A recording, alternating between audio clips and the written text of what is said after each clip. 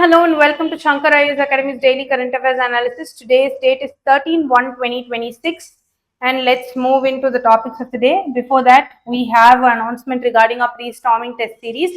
There are about 46 integrated tests that you have, sectional and full tests, and the batch starts from January 20th, 2026. The admissions are open now. You can see the number in the screen. You can call this number, or you can visit us directly in our institute and enroll yourself. We hope to be a part of your preparation and your journey. And let's move into the topics of the day. The topics for discussion are: first, the Somnath temple and the recent statement by our Prime Minister Narendra Modi and the statue commemoration that has happened; the shadow fleet, the Russia oil sanctions that happened, and how it is, tackling all the sanctions imposed on them. Then the deep sea mining project, and how it impacts the macrofauna and the microfauna. And the Romeo Juliet clause is the main topic for the day, and how it has a global comparison. Is it in India yet? What is going to happen to it? And the fifth is the prelims focus of the day. So today's first topic of the day is about a temple, and the temple which rose again and again because of culture, because of faith, because people did not want to give up. It rose from the ashes. And this is also about a civilization's resilience and continuity. The topic of the day is Somnath Temple. And this comes into prominence because recently our Prime Minister, Mr. Narendra Modi, visited this temple, and he had some important marks to make. He told that history at Somnath Temple underscores the temple's resilience. And he also stated that how people staked their lives 1,000 years ago for this particular temple. And there was a recent article in the PIB which is also very, very significant and related to the Somnath temple. It was about two people. One was Vedakji Bill, a Koli king. His statue was recently commemorated in the Somnath, near the Somnath temple, and this is very, very significant because this was also mentioned in the PIB. And the second one is Hamirji Goel. He is also of significant importance because Hamirji Goel was the person who wanted to actually defend this particular temple from invasion, and that's when he met Vedakji Bill and he got the help of them, and then both of them tried to defend the temple, and Vedakji Bill was killed during the process. But his bravery, his courage, his valor, his wit, all of it was something that should be appreciated, and that's why a commemoration of the statue was done in Somnath. So the Somnath temple, this is the present structure of Somnath temple, and we have seen that the Somnath temple had a lot of invasions. Whenever we talk about its invasion, the most prominent invasion is about the Muhammad of Ghazni's invasion. Whenever we want to funnily stroke somebody's ego in our friends, we say that, what are you trying to do? You're trying again and again. Are you Muhammad of Ghazni? You've invaded so many times. It's 11 times, it's 12 times. That's how we make a funny joke. So the first one was in 1029 CE by Muhammad of Ghazni, and the Solanki king Bhima I was a contemporary. Bhima I we have already seen during the construction of the UNESCO World Heritage Site Rani Ki Vav, an inverted temple. It was built for Bhima I by his Queen Udayamati. This is something to brush your brain about. And 1169 CE, it was built in stone. Earlier, it was a wooden structure, and Kumarapala rebuilt it in stone. And in 1299 CE, it was sacked by Alauddin Khalji's generals, Ulugh Khan and Nasrat Khan. And after that, our Queen Ahilya Bai Holkar, she built a temple adjacent to this site to preserve worship. She wanted to preserve this particular worship, and she did not want the deities to be disappointed, because this was a very, very significant temple. So to have resilience towards that particular faith, she built it again. The context and why this is in news: now this marks the 1,000 years of the first recorded attack, which was in 1026 CE, and our Prime Minister Modi visited the Somnath temple in Gujarat recently, and it was the part of Somnath Swamin Parv. And why this matters? Why is it very, very important? Usually we all focus on how something was destroyed. But what should we focus on? It's how it rose again despite being destroyed. That's why it matters. And hence, it's not just a religious visit. It's the use of history in a very, very contemporary narrative, because this talks about how structures evolved,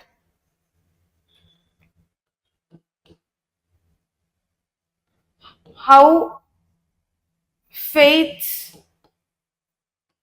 withstood time.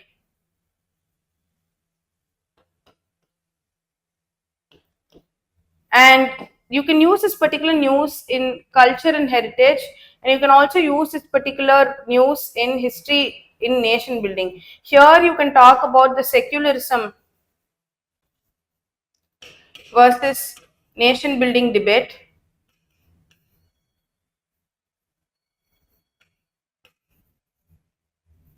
And in GS1 you can use this as to the temple structures, how it was built, why it is significant, and how you can actually take the progress of a particular temple's origin and rebuilding styles, invasions, and you can use all of this in history. And you can also use this in essay in civilizational resilience.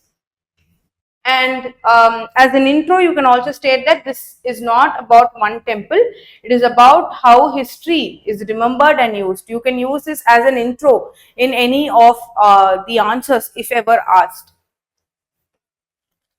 Next is about the historical background of Somnath. The core facts, it's located at Prabhas Patan in the Gujarat coast. Now, this is a very, very significant coast. Why? It was stated in the 11th century by an important traveler that we all know, Al-Biruni. What did he state? Why is it so important? Al-Biruni stated that there was a seafaring activity happening in this particular coast, and people from Africa and China were seafared across the coast. And the most important coast for this was the Patan coast, Prabhas Patan coast. And this particular temple is one of the 12 Jyotirlingas of Lord Shiva, and it's repeatedly attacked and it was repeatedly rebuilt over the centuries. And the key historical references is that the first ever recorded attack was by Muhammad of Ghazni in 1026 CE, and later periods also saw destruction during the Sultanate and the Mughal eras. And again, it was rebuilt multiple times. Here, the tip is you have to focus on the cycles of destruction and reconstruction, not just the invasions. So, when we saw a parallel there, in the invasions, you have to focus on who the contemporary ruler is. When Ghazni came in, first it was King Bhima I. So, when Kumarapala rebuilt it, who destroyed it after that? So, you have to see a parallel, or if anything happened during Kumarapala's reign and somebody had come in and they have actually invaded it and tried to destroy it, those are the correlations that you have to make for the prelims point of view. And the theme of resilience, what Prime Minister Modi emphasized, from Ghazni to Aurangzeb, the destruction had failed according to him, and he states that faith, civilization, and one's belief has survived through the testaments of time, and this is a symbol of continuity. You see, when we talk about symbol of continuity, India is called as a salad bowl. Why do we talk about a salad bowl? You imagine a salad bowl, you have onions, tomatoes, lettuce, cucumber, whatever you want. Now, in the salad bowl, when you take one particular realm and you identify, you realize one very, very important thing. That is, if you imagine India as the salad bowl, no matter who invades in, no matter who is here, no matter who goes out, every particular person, every particular civilization, every particular faith has a niche of its own. Now you will see this concept in the environment. The niche is basically like the address of an organism. It has a particular space for it, a role to fill, and that we have in context of civilizations and people, and that's why India is a salad bowl. And Somnath, that's why it's a symbol of continuity. And why resilience matters? Because it's seen as adaptive and not fragile. So when you talk about the adaptiveness, also you can talk about the salad bowl concept. Next, the cultural identity outlives the political regimes because it was rebuilt in various styles, and the present building of Somnath temple is in the Chalukya style, the Maru Gujarat style. In GS1, when you have an intro to make regarding this temple or any particular temple's history, you can make it as Indian temples reflect civilizational endurance despite political disruptions. So this is something that you can write so that you make a very poetic intro in the beginning.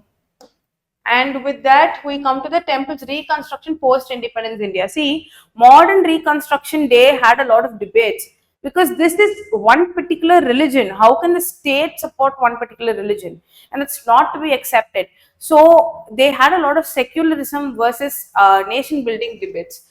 But the reconstruction of the temple was completed in 1951, and along with Sardar Vallabhbhai Patel, Rajendra Prasad also was very keen on finishing this, and this symbolized a cultural revival after the colonial rule. The important nuance is that the state initially followed a secular distance, as I already mentioned, but gradually accepted that this is a part of cultural identity, this is a part of nation building. How can I let it go? And in the UPSC angle, the relationship between the state, culture, and secularism was also seen. Post independence India had a nation building choice to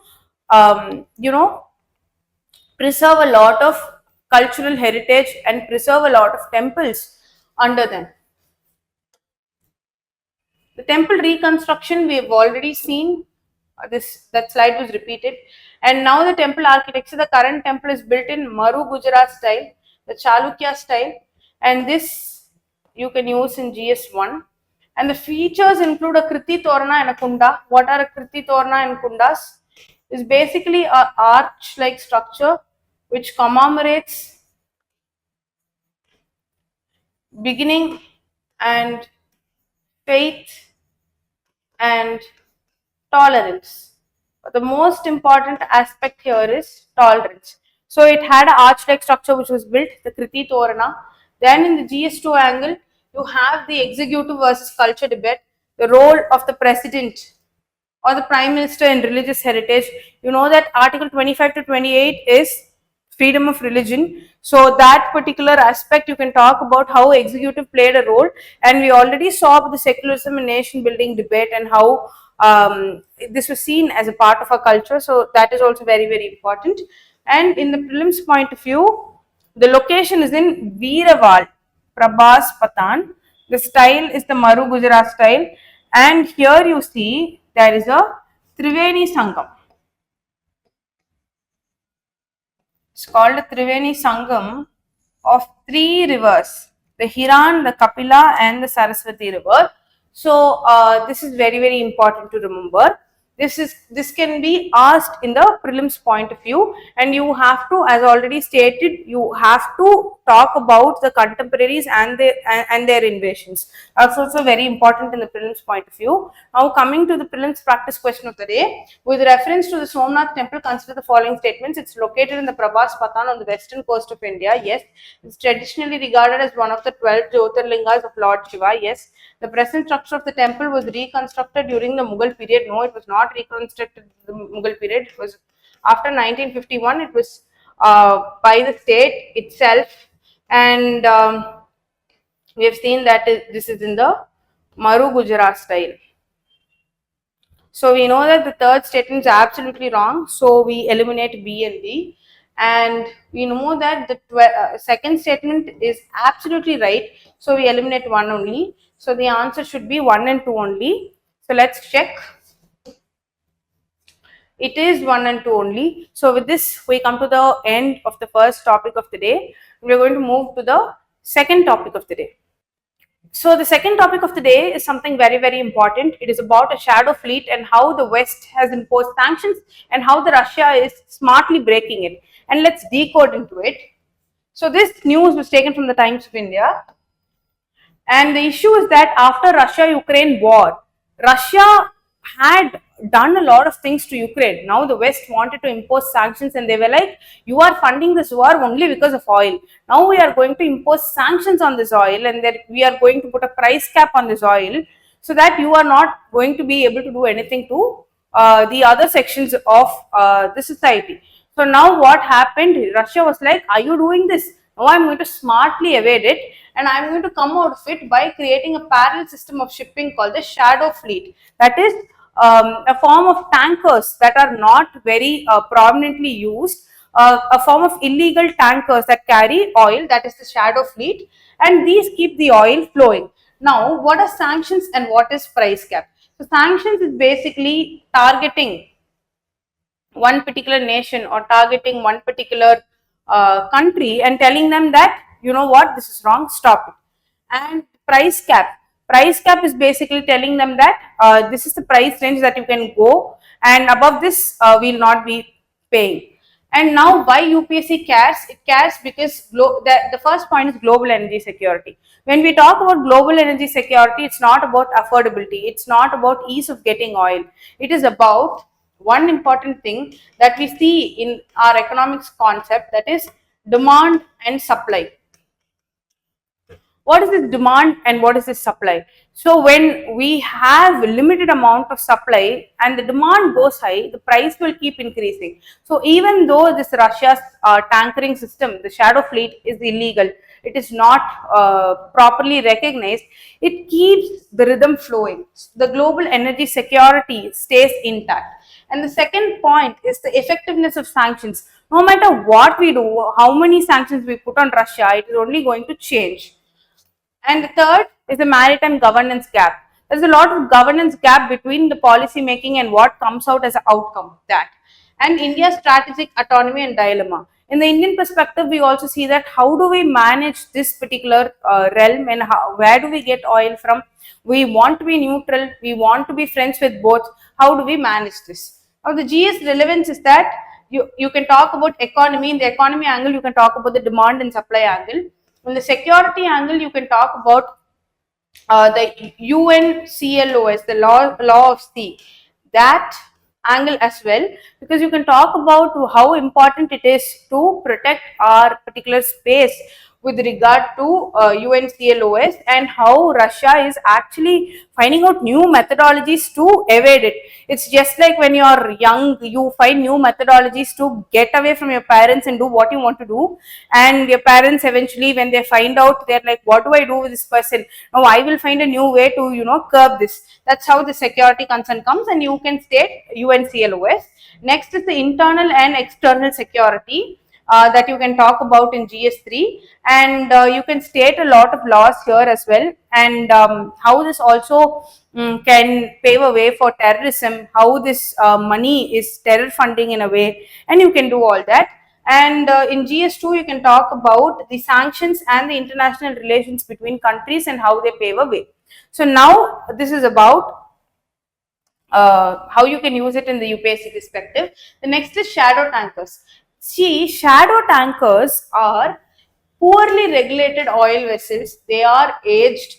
They operate outside the mainstream shipping, and they evade sanctions and they evade monitoring. So now we've already established that it is old. How old? 15 to 25 years old, and it's owned through shell companies. What are shell companies? Not properly owned companies.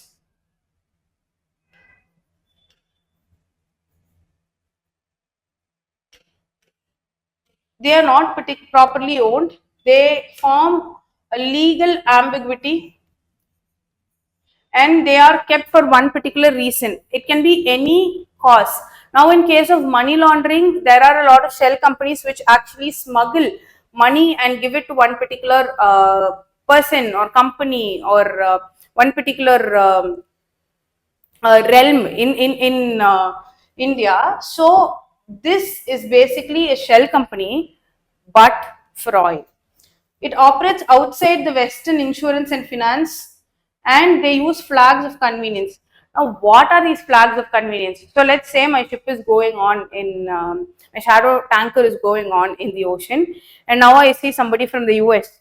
Okay, this person is going to capture me. Now, I immediately lift the Panama flag or the Libera flag, some other flag, and I say I'm from this particular country. Why are you like stopping me? Now, when they change their flags according to their wish and will, it is very difficult for somebody to identify that this is false. So that is the use of flags of convenience. And now this terminology is important in the prelims practice point of view. Dark fleet is deliberately you are concealing it, but grey fleet on the other hand is legally, it is ambiguous. It's not deliberate it is not like deliberately concealing it. It is legally ambiguous in operations. See, it is not illegal by definition. This is not illegal by definition, but it has high risk because it's not transparent. What is going on inside the tanker is only known to that particular state or that particular country. So that's why it is very important in this realm. How do they ever evade Western surveillance? First is AIS manipulation. They switch off their automatic identification system and they go dark mid-sea. With this, there is also GNSS spoofing. So what is this GNSS spoofing? So when you're going mid-sea, that particular tanker will look like it is in one particular country's port. Say it stands in the US port or it stands somewhere. So this is AIS manipulation and GNSS spoofing. Now when we talk about both of this, there is also something called as the war chest of 2026. Why is this? What is this war chest? So it is said that Russia is gaining about 80 to 100 billion dollars per year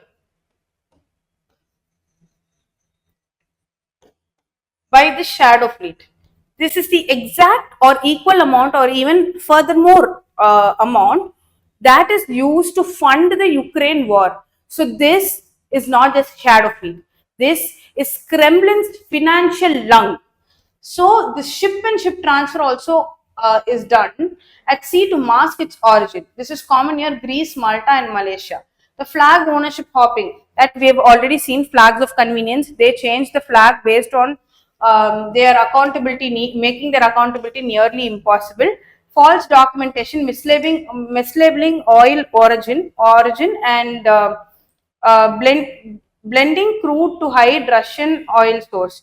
So here, this is also a form of gray zone, and there is also a concept called as zombie tankers who have wrong oil number, who have wrong IMEI number and other numbers that are required to identify. So this is stated wrongly, and those are called as the shadow tankers. And now this is basically, as I already stated, money laundering, but it is for oil. Why the Western sanctions are struggling? The G7 put a price cap on Russian oil. It banned Western shipping, insurance and financing above cap. Now it is, let's talk about an environmental angle, the oil spill. It is stated that it will take about 1.6 billion. If just one oil tanker spills the oil in the ocean, it will take about 1.6 billion rupees to clean that particular oil tanker's impact alone. So it raises a large environmental concern as well. Sanctions apply only to the Western controlled services, and the global shipping is highly fragmented, and there is no global maritime police. This is something very important. You can state this in challenges in regard to shadow fleet. The reality check is that Russia still exports many barrels of oil every day, and the shadow fleet fills the enforcement gap. So the UPSC angle is that the limits of rule-based international order is still present, and we have to change our policies. And the global risks is that the environmental risk, the higher spill probability, we have already seen that 1.6 billion per tanker approximately, and there is no credible insurance.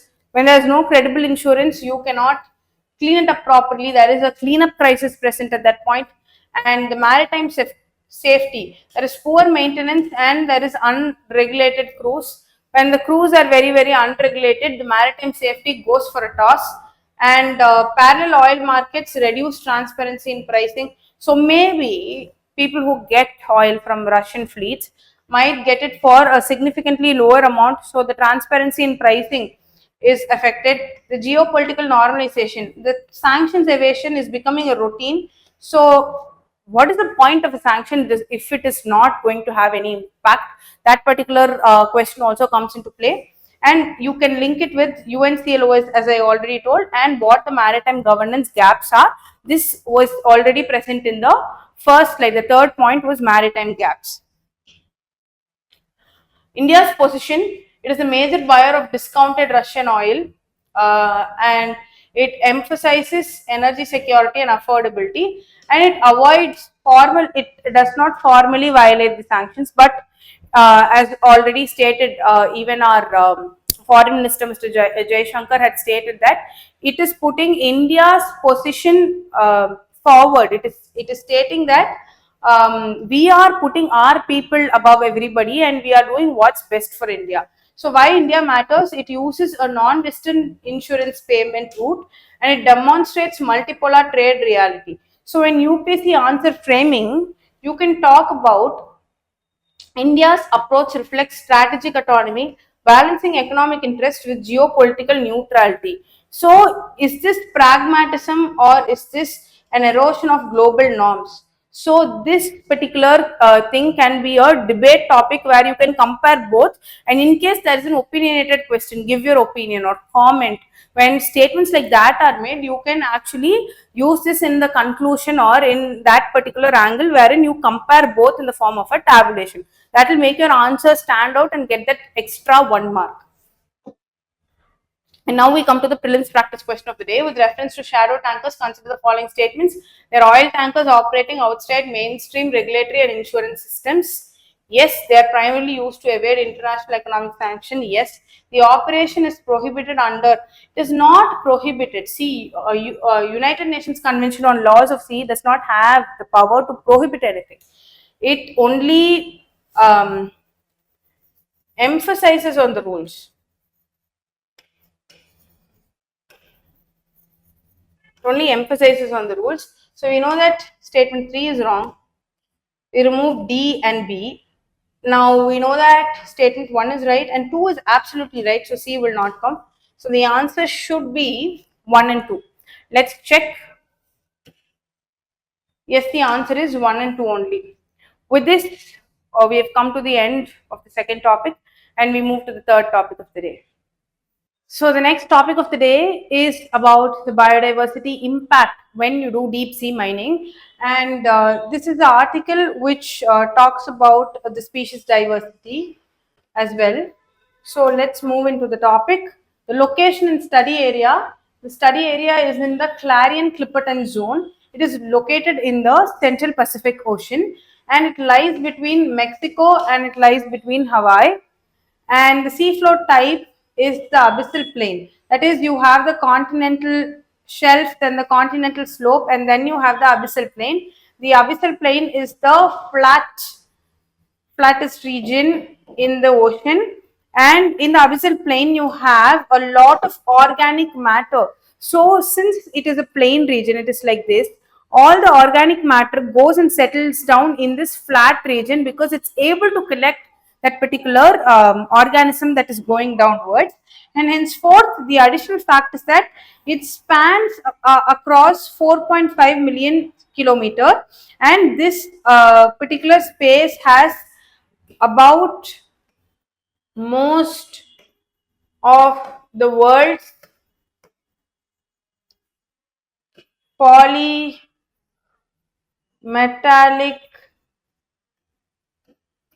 nodules. Okay. Next, the mining testing and methodology. It is the test run, and see, there are a lot of polymetallic nodules, as already stated, that we see every day. So what happens is that they test run and have a nodule collecting machine which goes downwards and collects all the nodules and brings it on. So the depth that has gone is about 4.3 kilometers deep down the ocean, and it's about 2.7 miles. The nodules extracted are 3,300 tons of nodules that are rich in nickel and cobalt. The study duration was about 5 years and 160 days they were in the sea. The lead institution was Natural History Museum in London. The methodology was before and after control impact. So they saw before what had happened, after what had happened, what is the impact, and it separates mining impact from natural variability. And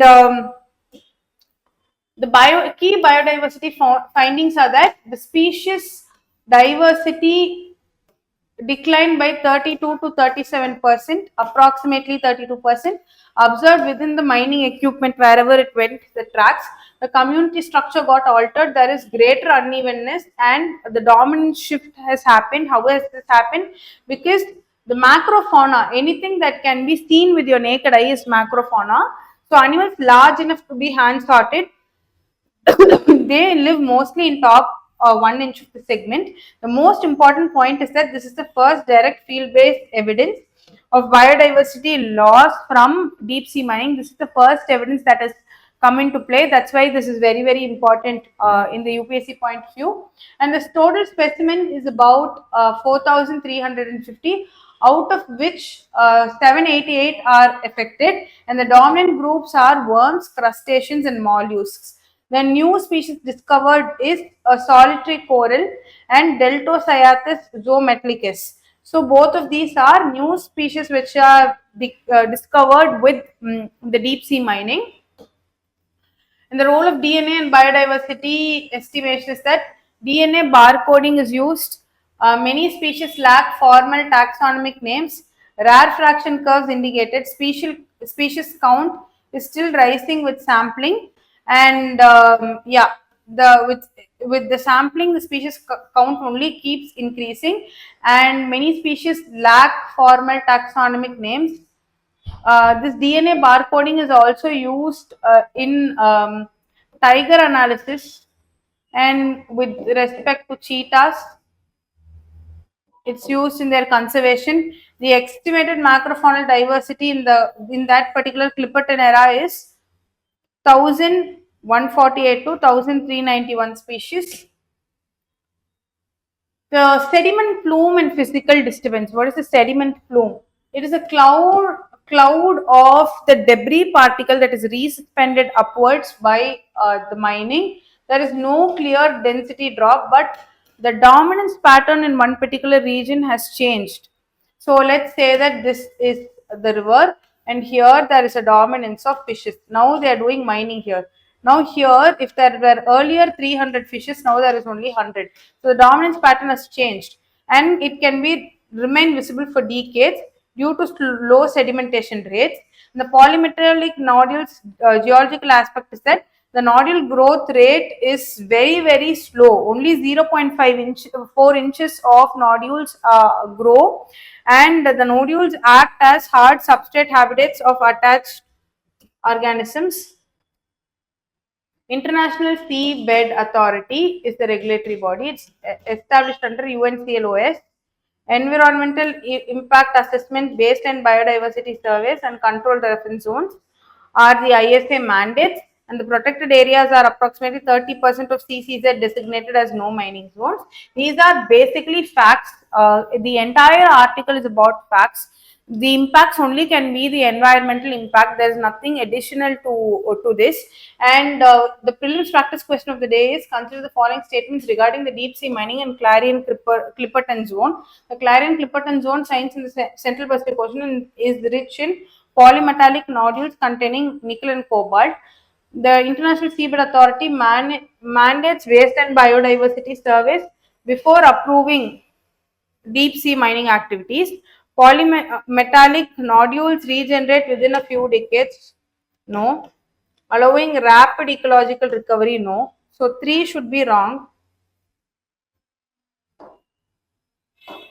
Should be 1 and 2 only, option A. Yes, the answer is 1 and 2 only, and it is option A. With this, we have come to the end of this topic, and let's move to the prelims focus for the day. So the main topic of the day is about the Romeo Juliet clause. So what is this Romeo Juliet clause? We understand it has something to do with love, but what about love? What about relationships? And how is it related to the POSCO Act? And what has the Supreme Court told to the center is what we are going to see in this video. See, the idea of a Romeo Juliet clause, this news was taken from the Indian Express. The idea of a Romeo Juliet clause is that, see, the Protection of Children from Sexual Offences Act 2012 has a lot of ambiguity in it. There are a lot of teenage mothers, teenage parents who, when the age gap is very, very small between one partner and the other partner, they tell that this is ultimately a very wrong thing to do. Henceforth, you have to arrest this particular boy in the POSCO Act. So when this particular thing happens, it has a room for error, because when the age gap is very, very small and the POSCO Act is something that is very, very seriously taken, it creates a lot of impact on that particular individual. Henceforth, we are seeing that there is an exempt for genuine adolescent relationships being treated as crimes under the POSCO Act when the relationship is consensual. Here, this is a very, very important point. The relationship should be consensual between both parties, and there should only when there's a small age gap between the teens. So you take the case of Florida, the age gap is typically 2 to 4 years and it is accepted. Now you take the case of California, it is not at all accepted and people will be persecuted in that case. So, and it is to ensure that teen relationships are not wrongly criminalized. Just because both of the participants are minors, it should not be criminalized. Now, what the court wants is that the law to differentiate between what is consensual adult relationship from what is abuse, because people who are going inside this act and people who are arrested in this act should be the people who are exploiting the minors and not people who have consensual relationships. Next, why did the court make this suggestion? The court noted that the POSCO Act originally framed to protect children from sexual abuse, but it is misused. Who misuses this? Often by families. How? Because when they are opposed to the teenage relationship, they settle scores. When they have an ego clash, they exert pressure on young individuals saying that you are going to go inside with the use of POSCO Act. This results in unnecessary criminal consequences for consensual behavior. The important insight is that this isn't saying that the law is bad. This is not saying that the law is typically bad, but that it can be weaponized against genuine cases of consensual adolescent behavior. See, it results in unnecessary criminal consequences that we know, and when this is consensual is when the Romeo Juliet clause, the Supreme Court stated that it should come in. And here the weaponizing can be used in challenges or anywhere when you are writing an answer on GS2.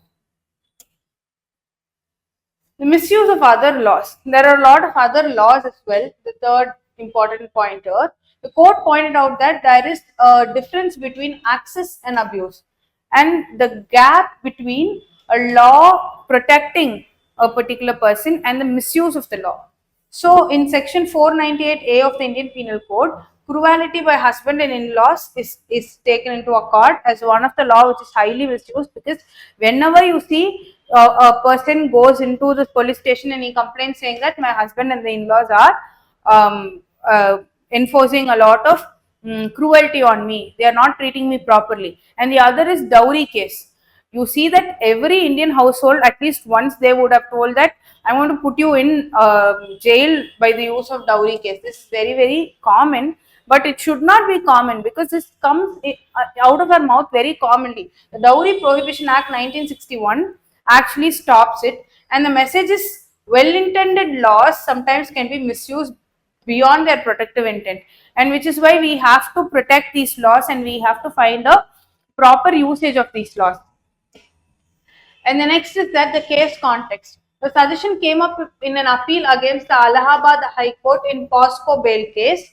The court had directed that there is a mandatory medical age determination at the start of an investigation. Now, what happens is when a lot of lawyers go and argue during the bail term, the opposition lawyer says that now I have to determine the age of the person if I have to leave him out of POSCO. So now the Supreme Court stated that wait, do not panic. Age determination is a trial stage matter. You have to do it first. When the bail is granted, after that you cannot come and tell us that it is not applicable for bail. So it is a trial stage matter and not a bail stage matter. What is the Romeo Juliet clause? Though not yet part of an Indian law. If they say that this is a part of an Indian law, it is not yet part of an Indian law. That is very, very important to remember. A Romeo Juliet clause refers to a statutory exemption of age or consent of child protection law. It permits consensual intimate acts between minors, does not treat them automatically as criminal. The approach is legalized in several other legal systems. We saw the case of Florida. There is also a case in Texas where they have legalized this to protect with fairness. The broader legal principle is that there is a legal intent in shielding all the children from abuse. So when you over criminalize normal adolescent behavior, it does not give a proper lifestyle to that particular child, because when you criminalize this particular act and it is consensual and the age gap is very, very small, and when this happens, you also see that there is a chance that the whole life could be ruined of that particular person, and he's still a minor.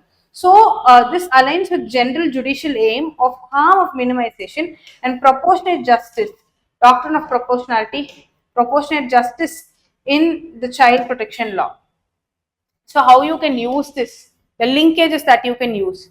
The first is in GS2, lawmaking and amendment process. Why this happens, how this happens is the first. The role of judiciary in suggesting reforms, and whenever you do this, the role of judiciary in suggesting reforms, you have to go through the global comparisons, and if there have been any cases or anything like that. The protection of child rights and personal liberty is third. In rights and issues, balancing child protection with the autonomy of adolescents and avoidance of misuse of protective laws for social coercion. This you can use in GS1 in the society angle, and in ethics you can use justice versus compassion and proportionate legal response. How one person has to be show justice and how one person has to be compassionate, and what is the legal response in proportion to the crime that is done. And next is avoiding injustice while preventing harm. That is in the ethics angle. Now we come to the mains practice question of the day. This is very, very important, and you have to compare it with other countries and study this law.